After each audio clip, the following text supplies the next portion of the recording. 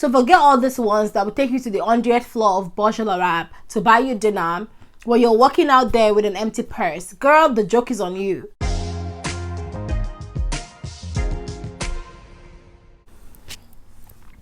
Hey lovelies, welcome to my channel. My name is Tracy. What's good, what's Gucci?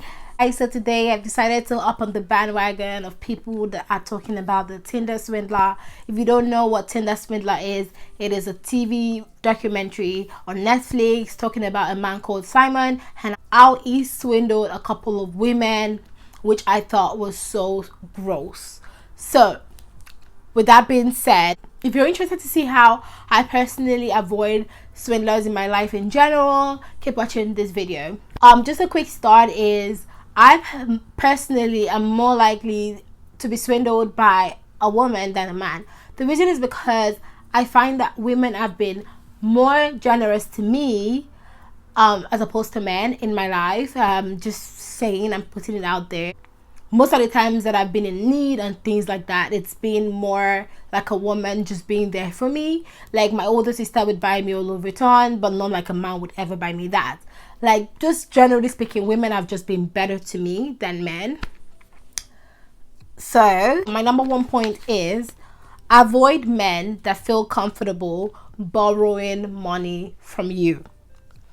Especially when you're not their long-time family friend, long-time friend, or like their wife, but they feel comfortable, the keyword being comfortable, feel comfortable borrowing money from you. That is not a cool thing. That is a swindler move right there. So you need to watch out.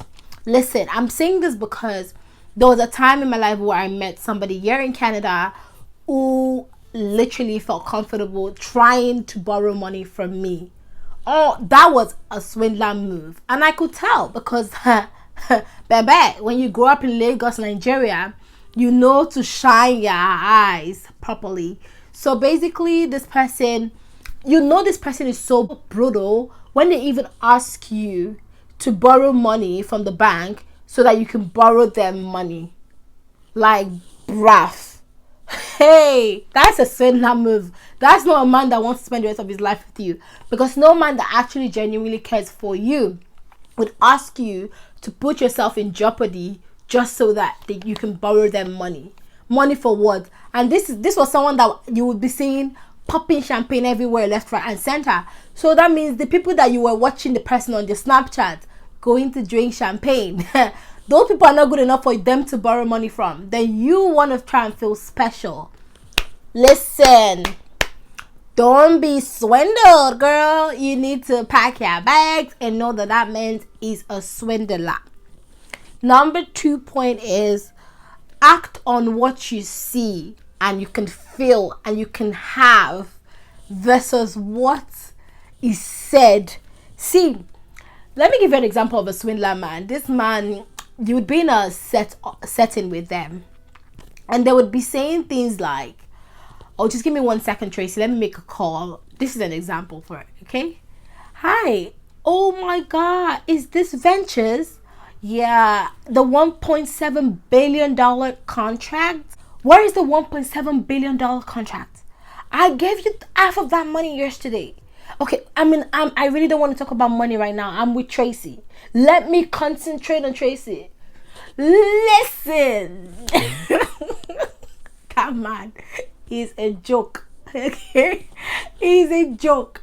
There is no responsible man that actually has $1.7 billion in his account that would sit right in front of you at a restaurant and say it out loud. That man is trying to prepare you for a massive scam ahead. He's trying to really control, you know, like Now You See Me, that movie where they control everybody's imagination. He's trying to control your imagination of, wow, if this kind of man asked me for 2 million naira, I will give it to him right now, because I just overheard him having a conversation that listen, there was a time in my life, I feel like I was like 16 years old, when I hear people say this, like, oh, I'm gonna do that 17 billion contract. I'm like, what? He's rich. When you're almost clocking 30, that narrative, you kill it. So please, only what you can see, feel, and own and have versus what you hear. Okay?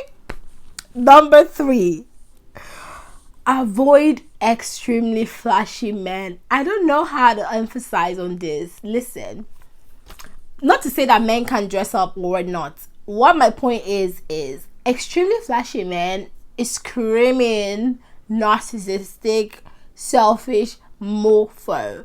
Period. Like this man, I'm personally thinking that they were more likely to, because they're so involved with how they look and they're so obsessed with their appearance, they don't get carried away because you're seeing somebody with Fenty print head to toe. You're thinking, man's so rich, it's probably gonna give me some, it's probably gonna make sure that I also have Fenty so that we can both like mix match and matchy things like that. Girl, you're selling yourself a dream.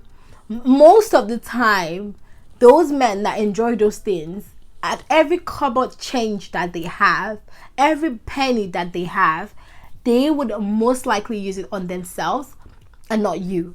And you'd be that girlfriend carrying an Aldo purse. Not that there's anything wrong with an Aldo purse, but you'd be that girlfriend carrying an Aldo purse with your man that is carrying a Fendi bag.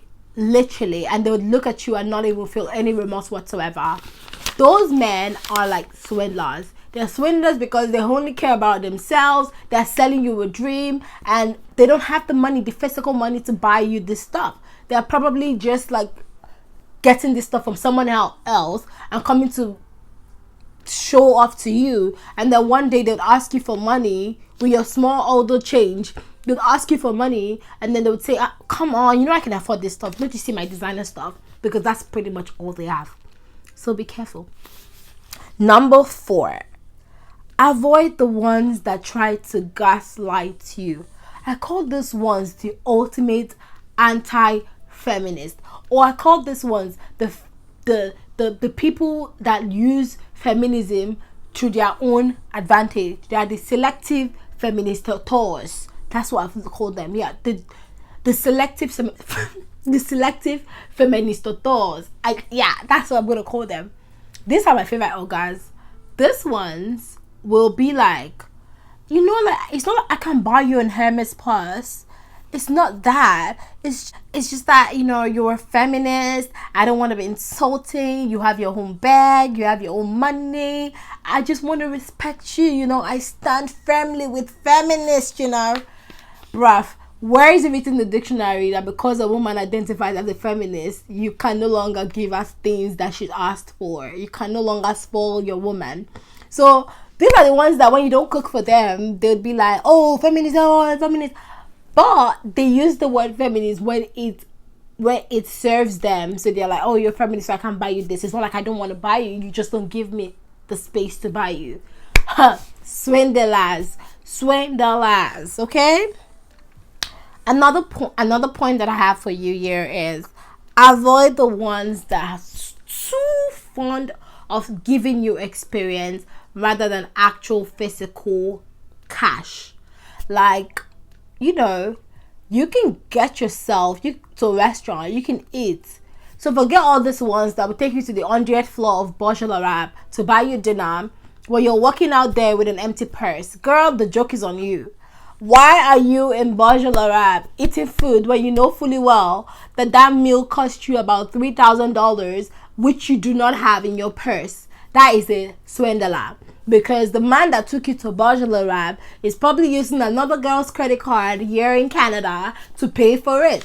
So therefore, when your turn comes, just like how Simon was doing it, it's a Ponzi scheme. When your turn comes, then he will be asking you for the same card so that he can pay for someone else's trip to Greece. And then you would ask yourself, I should have collected that $3,000 rather than go for a dinner in Burj Al Arab. You know? So, guys, I'm saying this because I personally, right, in my story that I shared earlier on, right, this person did not show mercy. They asked me to take a loan. When I said I didn't have the money, they asked me to take a loan. When I said, don't you have friends? They said, oh, you're the one I love. So you can see how they are trying to gaslight you make you uncomfortable to take a loan, gaslight you and tell you you're the only one they love, that they can't ask the people that they go out with for money because they love you. And then when this person found out that I'm a smart person, because what I did was I swindled the swindler. I said, listen, I actually went to the bank, but like, you know, the bank said I can't withdraw any money because like they just locked my bank. Pretty much, I lied. And then the person said, that's too bad. Are you sure you don't want to open another account? Bruv, how about you open another account? Don't tell me to open another account. And then obviously I did not send anything. And then a couple weeks later, this person calls me and says to me, you know, I was just testing you, right? Because I was testing you so that to know if you're girlfriend material. Ha! That's what they will tell you. Hey, let me tell you guys, I'm more likely to be swindled by a girl because women have been more generous to me than men, honestly. So you're playing with the wrong Nigerian girl. Bruv.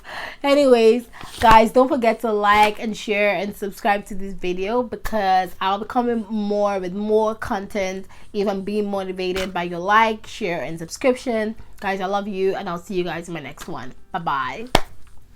Swindler.